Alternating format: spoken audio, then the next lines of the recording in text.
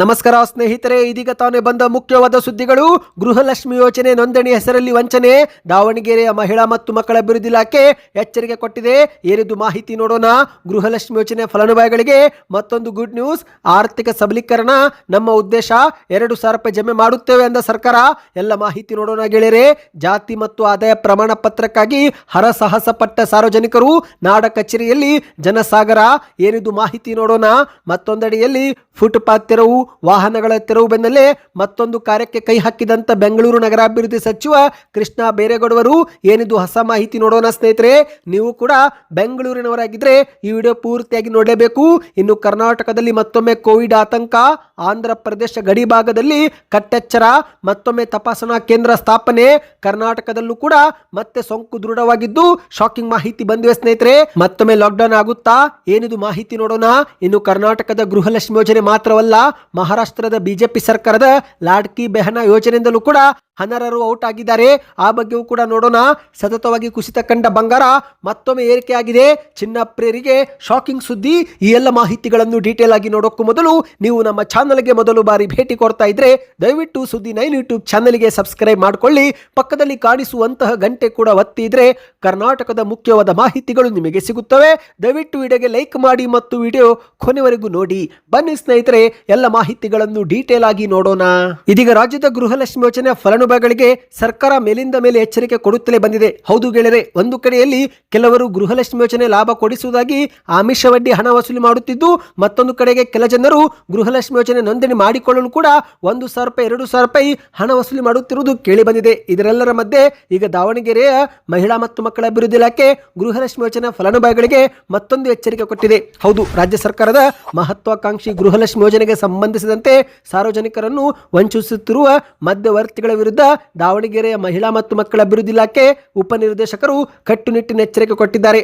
ಕುಟುಂಬದ ಯಜಮಾನಿ ಮಹಿಳೆಯರು ಸೇವಾ ಸಿಂಧು ಪೋರ್ಟಲ್ ಅಥವಾ ಗ್ರಾಮ ಕೇಂದ್ರಗಳ ಮೂಲಕ ಗೃಹಲಕ್ಷ್ಮಿ ಯೋಜನೆಗೆ ನೋಂದಣಿ ಮಾಡಿಕೊಳ್ಳುವ ಸಂದರ್ಭದಲ್ಲಿ ಕೆಲವು ವ್ಯಕ್ತಿಗಳು ಸೌಲಭ್ಯ ಕೊಡಿಸುವುದಾಗಿ ಸುಳ್ಳು ಆಮಿಷ ಒಡ್ಡಿ ಕಾನೂನು ಬಾಹಿರವಾಗಿ ಹಣ ವಸೂಲಿ ಮಾಡುತ್ತಿದ್ದು, ಹಾಗಾಗಿ ದಾವಣಗೆರೆ ಜಿಲ್ಲೆಯಲ್ಲಿ ಇಂತಹ ಘಟನೆಗಳು ಮರುಕಳಿಸುತ್ತಿರುವುದು ಗಮನಕ್ಕೆ ಬಂದಿದೆ. ಗೃಹಲಕ್ಷ್ಮಿ ಯೋಜನೆ ನೋಂದಣಿ ಮಾಡಿಕೊಳ್ಳುವುದು ಸಂಪೂರ್ಣವಾಗಿ ಉಚಿತವಾಗಿರುತ್ತೆ.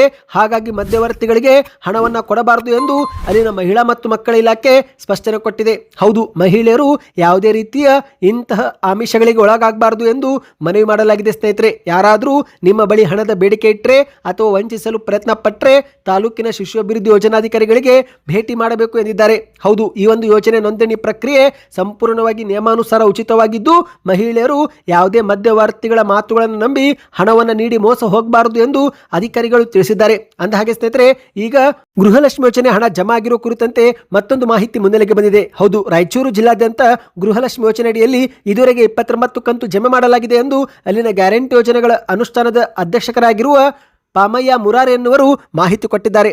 ಹೌದು ಗೆಳೆಯರೆ, ರಾಯಚೂರು ಜಿಲ್ಲಾದ್ಯಂತ ಗೃಹಲಕ್ಷ್ಮಿ ಯೋಜನೆ ಫಲಾನುಭವಿಗಳಿಗೆ 2023 ಆಗಸ್ಟ್ ತಿಂಗಳಿನಿಂದ 2026 ಮೇ ತಿಂಗಳವರೆಗೆ ಒಟ್ಟು 29 ಕಂತು ಜಮೆ ಮಾಡಲಾಗಿದೆ ಎಂದು ಅವರು ಮಾಹಿತಿ ಕೊಟ್ಟಿದ್ದಾರೆ. ಗೃಹಲಕ್ಷ್ಮಿ ಯೋಜನೆ ಮಹಿಳೆಯರ ಆರ್ಥಿಕ ಸಬಲೀಕರಣ ಉದ್ದೇಶದಿಂದ ಜಾರಿಗೆ ಮಾಡಲಾಗಿದ್ದು, ಈ ಒಂದು ಯೋಜನೆ ಪಾತ್ರ ಅತ್ಯಂತ ಪ್ರಮುಖವಾಗಿದೆ. ಕುಟುಂಬ ನಿರ್ವಹಣೆಗೆ ಗೃಹಲಕ್ಷ್ಮಿ ಯೋಜನೆ ಸಹಾಯವಾಗಿದ್ದು, ಹಾಗಾಗಿ ಈ ಒಂದು ಯೋಜನೆ ಯಾವುದೇ ಕಾರಣಕ್ಕೂ ನಿಲ್ಲೋದಿಲ್ಲ ಎಂದು ಅವರು ಸ್ಪಷ್ಟಪಡಿಸಿದ್ದಾರೆ. ಮತ್ತು ಸ್ನೇಹಿತರೆ, ಇಲ್ಲಿಗ ಮಾಹಿತಿ ಪ್ರಕಾರ ಮೇ ತಿಂಗಳವರೆಗಿನ ಕಂತನ್ನು ಹಾಕಿರುವುದು ಅವರು ಸ್ಪಷ್ಟಪಡಿಸಿದ್ದಾರೆ. ಅಂದ್ರೆ ಈಗ ಜೂನ್ ಮತ್ತು ಜುಲೈ ತಿಂಗಳ ಕಂತು ರಾಯಚೂರು ಫಲಾನುಭವಿಗಳಿಗೆ ಜಮಾ ಆಗಿಲ್ಲ ಎನ್ನುವುದು ಇದರಿಂದ ಗೊತ್ತಾಗ್ತಾ ಇದೆ. ಹಾಗಾದ್ರೆ ನೀವು ಕೂಡ ರಾಯಚೂರಿನವರಾಗಿದ್ರೆ 29 ಕಂತುಗಳು ನಿಮಗೆ ಬಂದಿದೆಯಾ? ಅದನ್ನು ನೀವು ನಮಗೆ ಕಮೆಂಟ್ ಮಾಡಿ ತಿಳಿಸಿ. ಬನ್ನಿ ಗೆಳೆಯರೆ, ಮತ್ತೊಂದು ಮಾಹಿತಿಗೂ ಹೋಗೋಣ. ಇಂದು ರಾಜ್ಯ ಮತ್ತು ಕೇಂದ್ರ ಸರ್ಕಾರ ಜನರಿಗಾಗಿ ಹಲವಾರು ಯೋಜನೆಗಳನ್ನು ಜಾರಿಗೆ ತಂದಿದ್ದು, ಆದರೆ ಈ ಒಂದು ಯೋಜನೆ ಲಾಭ ಪಡೆದುಕೊಳ್ಳಬೇಕಂದ್ರೆ ನಮ್ಮ ಬಳಿ ಇರುವ ದಾಖಲೆಗಳನ್ನು ನಾವು ಸರಿಯಾಗಿ ಇಟ್ಟುಕೊಳ್ಳಬೇಕು. ದಾಖಲೆಗಳಲ್ಲಿ ಒಂದೇ ಒಂದು ಅಕ್ಷರ ತಪ್ಪಾಗಿದ್ರೆ ಅಥವಾ ಮಿಸ್ ಮ್ಯಾಚ್ ಆಗಿದ್ರೆ ಹಣ ಜಮಾ ಆಗೋದಿಲ್ಲ. ಹಾಗಾಗಿನೇ ಜನರು ಇಂದಿನ ದಿನಗಳಲ್ಲಿ ಕಚೇರಿಯಿಂದ ಕಚೇರಿ ಅಲೆದಾಡುತ್ತಿದ್ದಾರೆ. ಕೆಲವರು BPL ಕಾರ್ಡ್ ತಿದ್ದುಪಡಿ ಅಲ್ಲಾಡಿದ್ರೆ, ಇನ್ನು ಕೆಲವರು ಜಾತಿ ಆದಾಯ ಪ್ರಮಾಣ ಪತ್ರ, ಆಧಾರ್ ಕಾರ್ಡ್ ಸೇರಿ ಇತರೆ ದಾಖಲೆಗಳನ್ನು ಸರಿಪಡಿಸಲು ಕೆಲಸ ಬಿಟ್ಟು ಕಚೇರಿಗೆ ತಿರುಗುತ್ತಿದ್ದಾರೆ. ಆದರೆ ಸ್ನೇಹಿತರೆ, ಇದೀಗ ಒಂದು ಶಾಕಿಂಗ್ ಮಾಹಿತಿ ಮುನ್ನೆಲೆಗೆ ಬಂದಿದೆ. ಹೌದು, ನಂಜನಗೂಡು ತಾಲೂಕಿನ ಅಲ್ಲಿನ ಜನರು ಜಾತಿ ಮತ್ತು ಆದಾಯ ಪ್ರಮಾಣ ಪತ್ರ ಪಡೆಯಲು ಮಂಗಳವಾರ ಆಡಳಿತ ಭವನದಲ್ಲಿ ಕಿಕ್ಕಿರಿದು ತುಂಬಿದ್ದು, ಅಗತ್ಯ ದಾಖಲೆ ಪಡೆದುಕೊಳ್ಳಲು ತೀವ್ರ ಪರದಾಟವೇ ಪಟ್ಟಿದ್ದಾರೆ. ಸದ್ಯ ಈ ಒಂದು ಫೋಟೋಗಳು ಸಾಮಾಜಿಕ ಜಾಲತಾಣದಲ್ಲಿ ಭಾರಿ ವೈರಲ್ ಆಗುತ್ತಿವೆ. ಹೌದು ಗೆಳೆಯರೆ, ಜಾತಿ ತಿದ್ದುಪಡಿ ಮತ್ತು ಆದಾಯ ಪ್ರಮಾಣ ಪತ್ರ ಮಾಡಿಸಲು ಆಡಳಿತ ಭವನದಲ್ಲಿ ಟೋಕನ್ ಕೊಡಲಾಗುತ್ತಿದೆ ಎಂದು ಗೋಡೆಗಳ ಮೇಲೆ ಅಂಟಿಸಿದ ಪ್ರಕಟಣೆ ಕಂಡು 500ರಿಂದ 600ಕ್ಕೂ ಹೆಚ್ಚು ಜನರು ಏಕಾಏಕಿ ಜಮಾವಣೆಗೊಂಡ ಹಿನ್ನೆಲೆಯಲ್ಲಿ ಕೆಲ ಕಾಲ ಗೊಂದಲದ ವಾತಾವರಣವೇ ಸೃಷ್ಟಿಯಾಗಿದೆ. ಈಗ ನೀವು ಆ ಒಂದು ದೃಶ್ಯಾವಳಿಗಳನ್ನ ಸ್ಕ್ರೀನ್ ಮೇಲೆ ನೋಡ್ತಿರಬಹುದು ಸ್ನೇಹಿತರೆ. ಗಂಟೆಗಟ್ಟಲೆ ಸಾಲಲ್ಲಿ ನಿಂತ ಫಲಾನುಭವಿಗಳು ಸರ್ಕಾರದ ವಿರುದ್ಧ ಮತ್ತು ತಾಲೂಕು ಆಡಳಿತ ವಿರುದ್ಧ ಹಿಡಿಶಾಪ ಹಾಕಿದ್ದಾರಂತೆ. ಹೌದು, ಯಾಕಂದ್ರೆ ಒಂದೇ ಕೌಂಟರ್ನಲ್ಲಿ ಮಾತ್ರ ಅರ್ಜಿ ಸ್ವೀಕಾರ ಮಾಡಲಾಗುತ್ತಿತ್ತು. 600ರಿಂದ 500 ಜನರು ಸೇರಿದ್ದರಿಂದ ಮುಂಜಾನೆಯಿಂದ ಸಂಜೆ ಆದರೂ ಅಲ್ಲಿನ ಜನರು ಕಾದು ಕಾದು ಕುಳಿತು ಸುಸ್ತಾಗಿ ಹೋಗಿದ್ದಾರೆ. ಹೌದು, ಇತ್ತೀಚಿನ ದಿನಗಳಲ್ಲಿ ಒಳ ಮೀಸಲಾತಿ, ಗೃಹಲಕ್ಷ್ಮಿ, ವಿಧವಾ ವೇತನ, ವೃದ್ಧಾಪ್ಯ ವೇತನ ಸೇರಿದಂತೆ ಯಾವುದಾದರೂ ಸೌಲಭ್ಯ ಪಡೆದುಕೊಳ್ಳಬೇಕಂದ್ರೆ ಆದಾಯ ಮತ್ತು ಜಾತಿ ಪ್ರಮಾಣ ಪತ್ರ ಕಡ್ಡಾಯ ಮಾಡಲಾಗಿದೆ. ಆದರೆ ಎಷ್ಟೋ ಜನರ ಬಳಿ ಈ ಒಂದು ದಾಖಲೆ ಇಲ್ಲದ ಕಾರಣ ಏಕಾಏಕಿ ಜನರು ಸೇರಿದ್ದಾರೆ ಸ್ನೇಹಿತರೆ. ಶಾಲಾ ಕಾಲೇಜು ಪ್ರವೇಶಕ್ಕೂ ಕೂಡ ಜಾತಿ ಆದಾಯ ಪ್ರಮಾಣ ಪತ್ರ ಕಡ್ಡಾಯ ಮಾಡಲಾಗಿದೆ. ಆದರೆ ಇದನ್ನು ಪಡೆದುಕೊಳ್ಳುವ ವ್ಯವಸ್ಥೆನೇ ಸರಿಯಿಲ್ಲ ಎಂದು ಅಧಿಕಾರಿಗಳ ವಿರುದ್ಧ ಆಕ್ರೋಶವರು ವ್ಯಕ್ತಪಡಿಸಿದ್ದಾರೆ. ಈ ಬಗ್ಗೆ ನಿಮ್ಮ ಅನಿಸಿಕೆಯನ್ನು ಕಮೆಂಟ್ ಮಾಡಿ ಸ್ನೇಹಿತರೆ. ಬನ್ನಿ ಈಗ ಮತ್ತೊಂದು ಮಾಹಿತಿಗೂ ಹೋಗೋಣ. ಬೆಂಗಳೂರು ನಗರಾಭಿವೃದ್ಧಿ ಸಚಿವರಾಗಿರುವಂತಹ ಕೃಷ್ಣ ಬೈರೇಗೌಡವರು ಒಂದೊಂದಾಗಿ ಹೊಸ ಘೋಷಣೆ ಮಾಡ್ತಿದ್ದಾರೆ. ಹೌದು, ಈ ಒಂದು ಹಿಂದೆ ಫುಟ್ಪಾತ್ ತೆರವು ಮಾಡಿದ್ರು, ನಂತರ ಅನಾಥ ವಾಹನಗಳ ತೆರವು ಈಗ ಶುರು ಮಾಡಿದ್ದಾರೆ. ಇದೀಗ ಮತ್ತೊಂದು ಮಹತ್ವದ ಕಾರ್ಯಕ್ಕೆ ಗ್ರೀನ್ ಸಿಗ್ನಲ್ ಕೊಟ್ಟಿದ್ದಾರೆ. ಹೌದು ಗೆಳೆಯರೆ, ಸಿಲಿಕಾನ್ ಸಿಟಿ, ಉದ್ಯಾನ ನಗರಿ, ರಾಜಧಾನಿ ಎನಿಸಿಕೊಂಡಿರುವ ಬೆಂಗಳೂರನ್ನ ಸ್ವಚ್ಛವಾಗಿಡಲು ಪ್ರತಿಯೊಬ್ಬರು ಕೆಲಸ ಮಾಡಬೇಕು.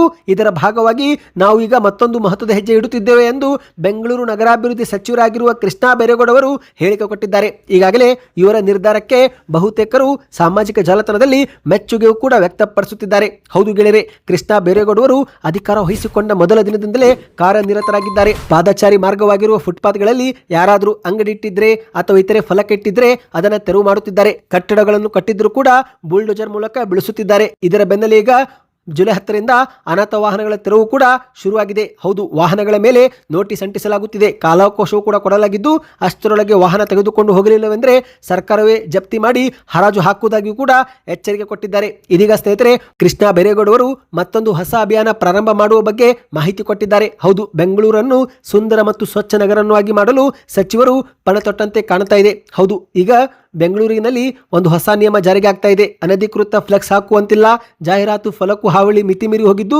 ಹಾಗಾಗಿ ಇದಕ್ಕೆ ಕಡಿವಾಣ ಹಾಕಲು ಈಗ ಕೃಷ್ಣ ಬೈರೇಗೌಡವರು ಕಟ್ಟುನಿಟ್ಟಿನ ಸೂಚನೆ ಕೊಟ್ಟಿದ್ದಾರೆ. ಎಲ್ಲಿ ಬೇಕೆಂದ್ರೆ ಇನ್ನು ಮುಂದೆ ಜಾಹೀರಾತುಗಳನ್ನು ಹಾಕುವಂತಿಲ್ಲ ಸ್ನೇಹಿತರೆ. ಅಂತವರ ವಿರುದ್ಧ ಲೈಸೆನ್ಸ್ ಅನ್ನು ರದ್ದು ಮಾಡಿ ಕ್ರಮ ತೆಗೆದುಕೊಳ್ಳಲಾಗುವುದು ಎಂದು ಎಚ್ಚರಿಕೆ ಕೊಟ್ಟಿದ್ದಾರೆ. ಮತ್ತು ಇದರ ಜೊತೆಗೇನೆ ಕಸ ಮುಕ್ತ ಬೆಂಗಳೂರು ಮಾಡುವುದಾಗಿ ಘೋಷಣೆ ಮಾಡಿದ್ದಾರೆ. ಹೌದು, ಕಸದಿಂದ ಸ್ವಾತಂತ್ರ್ಯ ಪಡೆದುಕೊಳ್ಳಬೇಕು ಎಂಬ ಘೋಷವಾಕ್ಯದೊಂದಿಗೆ ಇನ್ನು ಮುಂದೆ ಬೆಂಗಳೂರಲ್ಲಿ ಎಲ್ಲೆಂದರಲ್ಲಿ ಬಿದ್ದಿರುವ ಕಸವನ್ನು ತೆರವುಗೊಳಿಸಲು ಕಸ ಮುಕ್ತ ಬೆಂಗಳೂರು ಎಂಬ ವಿಶೇಷ ಅಭಿಯಾನವನ್ನು ಆಗಸ್ಟ್ 1ರಿಂದಲೇ ಆರಂಭ ಮಾಡುವುದಾಗಿ ಹೇಳಿಕೆ ಕೊಟ್ಟಿದ್ದಾರೆ. 1 ತಿಂಗಳು ಈ ಒಂದು ಅಭಿಯಾನ ನಡೆಯಲಿದೆ ಎಂದು ಕೃಷ್ಣ ಬೈರೇಗೌಡವರು ತಿಳಿಸಿದ್ದಾರೆ ಸ್ನೇಹಿತರೆ. ಇದೇ ನಡುವೆ ಅಂಗಡಿ ಒತ್ತುವರಿ ತೆರವು ಬಗ್ಗೆ ಮಾಹಿತಿ ಕೊಟ್ಟಂತೆ ಇವರು ಈಗಾಗಲೇ ಬೆಂಗಳೂರಲ್ಲಿ ಸುಮಾರು 10,000ಕ್ಕೂ ಹೆಚ್ಚು ಅಂಗಡಿಗಳನ್ನು ಒತ್ತುವರಿಯಾಗಿರುವುದನ್ನು ತೆರವು ಮಾಡಲಾಗಿದೆ. ಇನ್ನು ಮುಂದೆ ಮತ್ತೊಮ್ಮೆ ಯಾರಾದರೂ ಫುಟ್ಪಾತ್ನಲ್ಲಿ ಪಾದಚಾರಿ ಮಾರ್ಗದಲ್ಲಿ ಅಂಗಡಿ ಹಾಕಿದರೆ ಭಾರಿ ದಂಡವನ್ನೇ ಕಟ್ಟಬೇಕಾಗುತ್ತೆ ಎಂದು ಎಚ್ಚರಿಕೆಯೂ ಕೂಡ ಕೊಟ್ಟಿದ್ದಾರೆ. ಬನ್ನಿ ಗೆಳೆಯರೆ, ಮತ್ತೊಂದು ಮಾಹಿತಿಗೆ ಹೋಗೋಣ.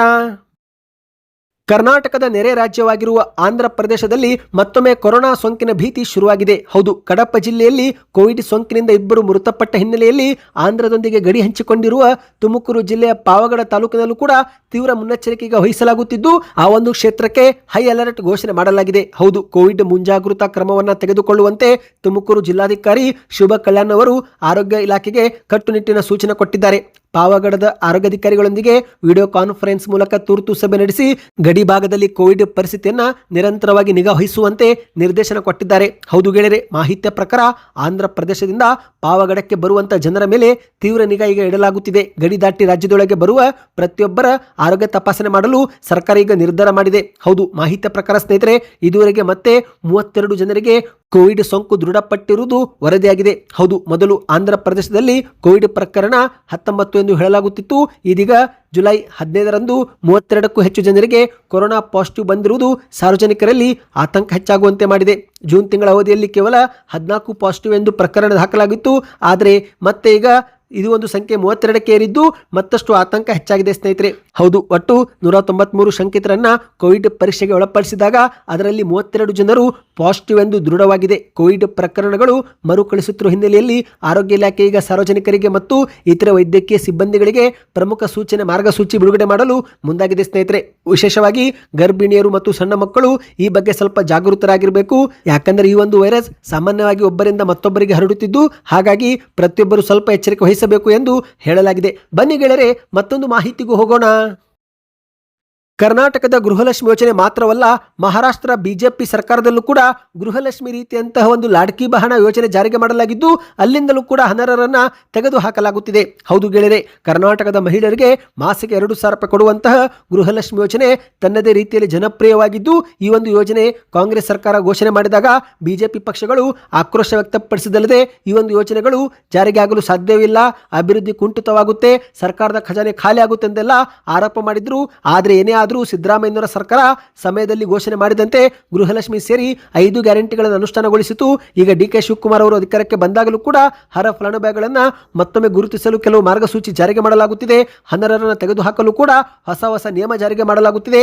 ಇದೇ ರೀತಿಯ ಮಹಾರಾಷ್ಟ್ರದ ಯೋಜನೆ ಆಗಿರುವ ದೇವೇಂದ್ರ ಫಡ್ನೀಸ್ ಅವರ ಬಿಜೆಪಿ ನೇತೃತ್ವದ ಸರ್ಕಾರವು ಮಹಿಳೆಯರಿಗೆ ಲಾಡ್ಕಿ ಬೆಹನ ಯೋಜನೆಯಡಿಯಲ್ಲಿ ತಿಂಗಳಿಗೆ 1,500 ರೂಪಾಯಿ ಹಣಕಾಸು ನೆರವು ಕೊಡಲಾಗುತ್ತಿದ್ದು, ಅಲ್ಲಿಯೂ ಕೂಡ ಈಗ ಅನರ್ಹರನ್ನು ಹೊರಗಿಡುತ್ತಿರುವುದು ಮಾಹಿತಿ ಲಭ್ಯವಾಗಿದೆ. ಹೌದು ಗೆಳೆಯರೆ, ಕರ್ನಾಟಕದಲ್ಲಿ ಯಾವ ರೀತಿ ಗೃಹಲಕ್ಷ್ಮಿ ಯೋಜನೆಯಲ್ಲಿ ಅನರ್ಹರು ಇದ್ದಾರೋ ಅದೇ ರೀತಿ ಸುಮಾರು 92 ಲಕ್ಷ ಫಲಾನುಭವಿಗಳನ್ನು ಮಹಾರಾಷ್ಟ್ರದ ಲಾಡ್ಕಿ ಬಹನ ಯೋಜನೆಯಿಂದ ಕೈಬಿಡಲಾಗಿದೆ ಎಂದು ಹೇಳಲಾಗ್ತಾ ಇದೆ. ಹೌದು, ಮಾಹಿತಿಯ ಪ್ರಕಾರ ಮಹಿಳೆಯರಿಗಾಗಿ ಜಾರಿಗೆ ತಂದಿರುವ ಲಾಡ್ಕಿ ಬೆಹನ ಯೋಜನೆಯಲ್ಲಿ ಸುಮಾರು 14,000 ಪುರುಷರು ಕೂಡ ಇದ್ರು ಎಂದು ಹೇಳಲಾಗ್ತಾ ಇದೆ. ಸ್ನೇಹಿತರೆ, ಈ ಒಂದು ಹಿಂದೆ ಕರ್ನಾಟಕದಲ್ಲಿ ಗೃಹಲಕ್ಷ್ಮಿ ಯೋಜನೆಯಲ್ಲಿ ಅನರ್ಹರನ್ನು ಕೈಬಿಡಲು ಕ್ರಮ ತೆಗೆದುಕೊಂಡಿದ್ದಕ್ಕೆ ಬಿಜೆಪಿ ವಿರೋಧ ವ್ಯಕ್ತಪಡಿಸಿತ್ತು. ಆದರೆ ಈಗ ಮಹಾರಾಷ್ಟ್ರದಲ್ಲಿ ಬಿಜೆಪಿ ಸರ್ಕಾರವೇ ಇಂತಹದ್ದೇ ಕ್ರಮ ತೆಗೆದುಕೊಂಡಿದ್ದು, ಸದ್ಯ ಈ ಒಂದು ವಿಚಾರ ಕಾಂಗ್ರೆಸ್ಸಿಗರಿಗೆ ಬಿಜೆಪಿಯವರಿಗೆ ತಕ್ಕ ಉತ್ತರ ಕೊಡಲು ಅಸ್ತ್ರ ಸಿಕ್ಕಂತಾಗಿದೆ. ಈ ಬಗ್ಗೆ ನಿಮ್ಮ ಅನಿಸಿಕೆಯನ್ನು ಕಮೆಂಟ್ ಮಾಡಿ ಸ್ನೇಹಿತರೆ. ಬನ್ನಿ ಈಗ ಕೊನೆಯ ಮಾಹಿತಿಗೆ ಹೋಗೋಣ. ಚಿನ್ನ ಬೆಳ್ಳಿ ಪ್ರಿಯರಿಗೆ ಶಾಕಿಂಗ್ ಸುದ್ದಿ. ಹೌದು, ಕಳೆದ 4 ದಿನಗಳ ಸತತವಾಗಿ ಕುಸಿತ ಕಂಡ ಬಂಗಾರ ಈಗ ಸ್ವಲ್ಪ ಚೇತರಿಕೆ ಕಂಡಿದೆ. ಅಂದ್ರೆ ಚಿನ್ನದ ಬೆಲೆ ಮತ್ತೊಮ್ಮೆ ಸ್ವಲ್ಪ ಏರಿಕೆಯಾಗಿದೆ. ಹೌದು ಗೆಳೆಯರೆ, ಜುಲೈ 9 ಮತ್ತು ಜುಲೈ 10ರಂದು ಸ್ವಲ್ಪ ಹೆಚ್ಚಳವಾಗಿದ್ದಂತ ಬಂಗಾರ ನಂತರದ 4 ದಿನ ಸತತವಾಗಿ ಇಳಿಮುಖವಾಗಿ ಸಾಗಿತ್ತು. ಆದರೆ ಇವತ್ತು ಜುಲೈ 15ಕ್ಕೆ ಮತ್ತೊಮ್ಮೆ ಏರಿಕೆಯಾಗಿದೆ. ಪ್ರತಿ ಗ್ರಾಮ್ ಬಂಗಾರದಲ್ಲಿ 77 ರೂಪಾಯಿ ಏರಿಕೆಯಾಗಿದೆ ಸ್ನೇಹಿತರೆ. ಅಂದ್ರೆ 24 ಕ್ಯಾರೆಟ್ 1 ಗ್ರಾಮ್ ಬಂಗಾರ ಜುಲೈ 15ರ ಪ್ರಕಾರ 14,357 ರೂಪಾಯಿ. ಅಂದ್ರೆ 10 ಗ್ರಾಮ್ಗೆ 1,43,570 ರೂಪಾಯಿ ಸ್ನೇಹಿತರೆ.